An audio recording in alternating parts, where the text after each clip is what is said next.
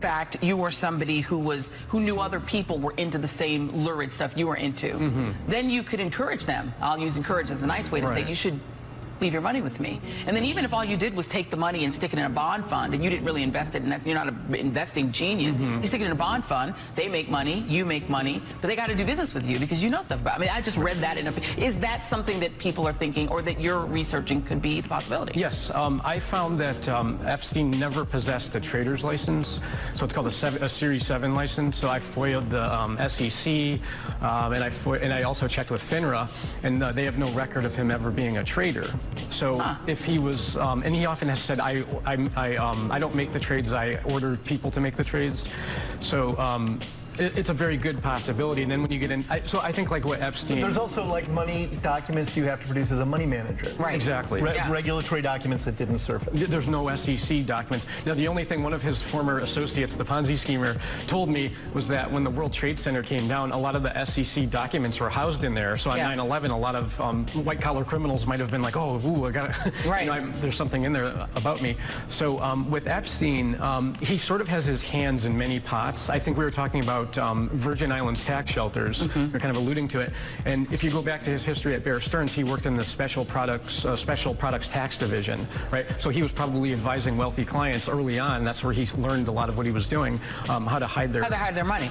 So the question becomes then, Maya, that however he made his money, he winds up very ensconced at Harvard. I mean, that's not unusual. A lot of people who've left the Trump administration in infamy have gone over there, right? So you can just be ensconced because you're rich, right? That doesn't necessarily mean anything. In September 1991, shortly after the end of the Cold War, a cabal of elite bankers and intelligence spooks led by George H.W. Bush financed a $240 billion covert operations war chest through the purchase of 10-year securities that, as it happened, were scheduled to come due on September 12, 2001. Project Hammer was undoubtedly used for a wide variety of illicit intelligence operations, but mainly it was used to finance a covert economic operation against the collapsing Soviet Union, whereby unknown Western investors bought up much of the Soviet industry with a focus on oil and gas, crashing the Russian economy, looting its central bank, orchestrating what became known as the Great Ruble Scam, and a wide variety of other clandestine, state-assisted operations designed to thoroughly prevent Russia from ever contesting the US as a world superpower, while in the process lining the pockets of these economic hitmen who swooped in to devour the collapsing Russian economy after the fall of the Soviet Union. A spectacular investment for all, at least until money laundering investigations began tracing all the money, or when the 10-year deadline came up and the securities became due and began the routine process of authenticity and ownership checks. Evidence shows that several federal and private investigations had already stumbled upon the Hammer Fund and were compiling evidence on it up until the 9/11 attacks. These included the Office of Naval Intelligence, or ONI, which was moved to the outer E-ring of the recently renovated section of the Pentagon that was targeted and destroyed on 9/11. According to E.P. Heidner, the ONI had been investigating crimes associated with the plundering of Russia. 39 out of the 40 people who worked in those offices were killed on 9/11, including the entire chain of command.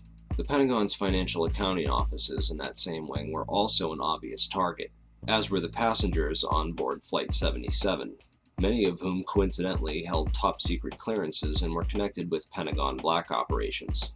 Agents of the Office of Naval Intelligence had also been investigating financial transactions which were linked to securities being managed by those securities dealers in the World Trade Center that were also targeted. 31% of the 125 fatalities in the Pentagon were from the Naval Command Center that housed the Office of Naval Intelligence. 41% of the fatalities in the Twin Towers came from two companies that managed U.S. government securities, Cantor Fitzgerald and Eurobrokers. There were three major security brokers in the World Trade Center: Cantor Fitzgerald, Eurobrokers, and Garbin Intercapital. At 8:46 on the morning of September 11th, Flight 11 flew directly into Marshall McLennan's secure computer room in the North Tower, right below the floor on which Cantor Fitzgerald was situated. Cantor Fitzgerald was the largest security dealer in the U.S. Shortly after that, a massive explosion went off just under the FBI offices in the North Tower on the 23rd floor. Fires were reported on the 22nd floor at 8:47. There were also explosions and subsequent fires reported at Garbin Intercapital on the 25th floor and in the basement of Tower 1 as well.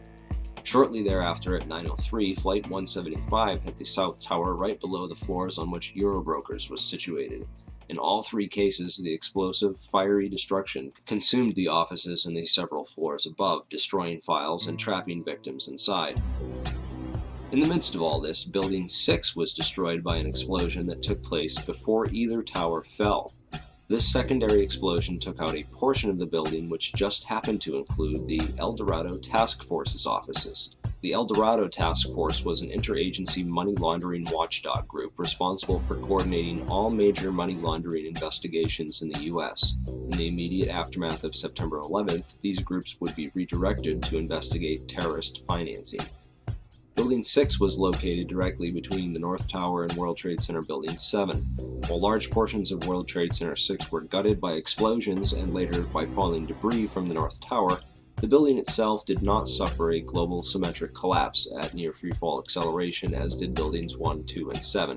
FEMA photographer and 9/11 whistleblower Kurt Sonnenfeld took some interesting pictures of the U.S. Customs vault in the basement of World Trade Center 6, which was found completely empty and left with the door wide open. All of its contents appear to have been looted during the attacks. There is also evidence that gold was being looted from the vaults beneath World Trade Center 4. There were several early reports of a 10-wheel truck packed with stolen bullion caught fleeing World Trade Center 5 when the vehicle had become stuck on a collapsed ceiling brace, forcing the driver to flee the scene. Many researchers have stumbled across one or two of these anomalies from time to time: the empty vaults, the secondary explosions, the fireproofing upgrades on the exact floors coinciding with failure and impact in the towers, the suspicious power downs and evacuation drills, the World Trade Center tenants and security firms like AIG, Marsh & McLennan, and Kroll, and their close ties with the intelligence community, etc., etc. These anomalies are not unrelated, but nevertheless became lost inside the chaos of that September morning, the aftermath, and subsequent cover-ups. Okay, so what does all this mean?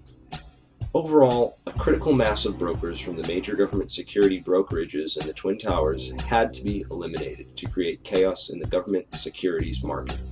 A situation needed to be created wherein $240 billion of covert securities could be electronically cleared without anyone asking questions, which happened when the Federal Reserve declared an emergency and invoked its emergency powers that very afternoon. On September 14th, the Securities and Exchange Commission declared a national emergency and for the first time in U.S. history invoked its emergency powers under the Securities Exchange Act Section 12K and eased regulatory restrictions for clearing and settling security trades for the next 15 days.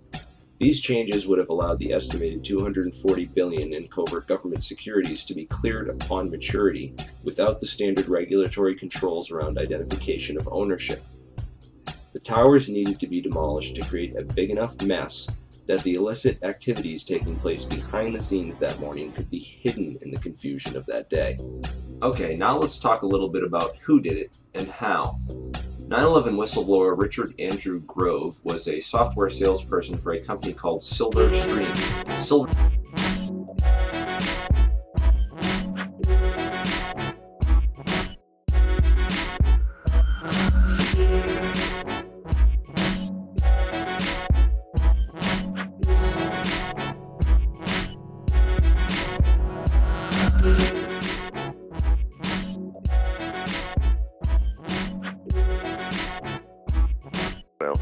And would like to see the software he'd heard about. So he goes back and he goes into the office of a man called Brewster, who is in charge of liaison with Install, which is Hamilton's company. And Rafi says, so Brewster says, how did it go? And Rafi says, wonderful, very interesting. He says, oh my God, he said, I forgot something. And Brewster said politely, what did you forget? He said, I forgot to ask Mr. Hamilton for a copy of his software. Now, Rafi knew instinctively if he'd asked Bill for that copy, he would never have got it, of course, because Bill wasn't going to part with that priceless software of his. Brewster said, no problem, Mr. The name he'd given as a public prosecutor, no problem. And he gave him a copy, and Rafi said to me, sometimes you don't have to work very hard to pull something off, and that's how he got it. He goes back to Israel now. A Justice Department official just literally handed to one of the top Mossad agents, handed the promised software. Absolutely, and this, of course, has become a matter of huge, grief for Mr. and Mrs. Hamilton and Inslaw, and as you know, they are still battling through the courts to get justice for themselves without any success so far. But Rafi goes back to Israel, and he recognizes, well, I just can't lift this as it is.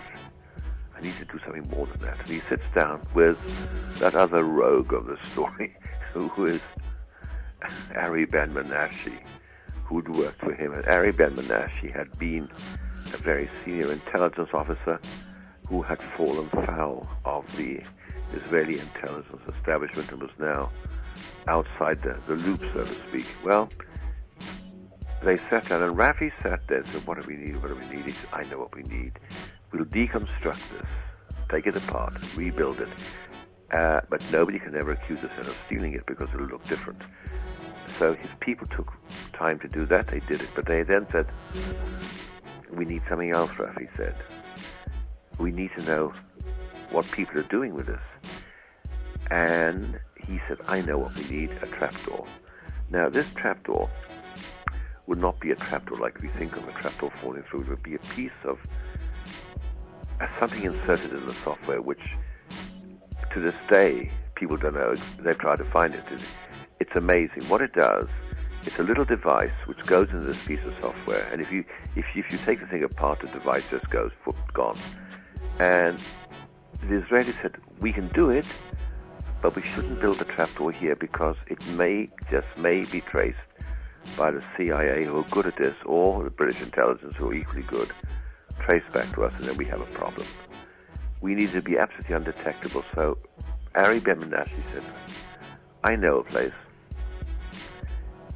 And he came to California, and he talked to this guy he'd known some years ago who ran a little company in California, and he persuaded him to build the trapdoor. He gave him $5,000 in cash for it. And the guy said, I know it's no question time, but is this for Mossad? And Harry said to him, as he told me, you're right, it's no question time, and laughed and walked away. Now, they installed the trapdoor, then they had to test it. And so they went to another element in the story, a man called Earl Bryan, who's now doing time in a penitentiary for mass fraud and what have you. They stole it.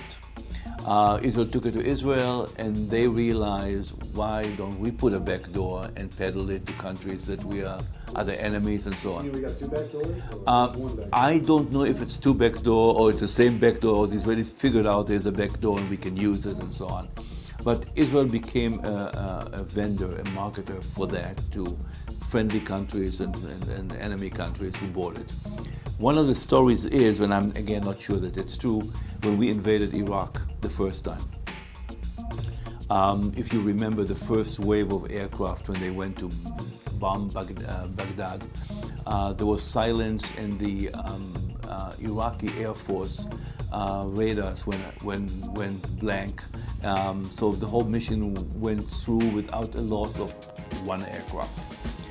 It is told that the radars, the entire Air Force, Iraqi Air Force, operated on radars that were based on the INSA software, and the back door was the one that the Air Force got in and shut it down before we went in there. So if there was one good use of the back door, that was the one. But it's an interesting thing. As you know, people lost their life trying to investigate it. There was a reporter that disappeared and then died, and there's a lot of it. A lot of myths was built later on into it and became bigger than it is. But what was clear, that there was a superior software that was taken by an intelligence agency. A backdoor was built into it, and it was sold to friendly countries and enemy countries, and to spy on them and see what they're using it for. That was clear. Maxwell was one of the agents. Well, when you read Max, you'll have the answer. I'm not going to say it on the air. You read it.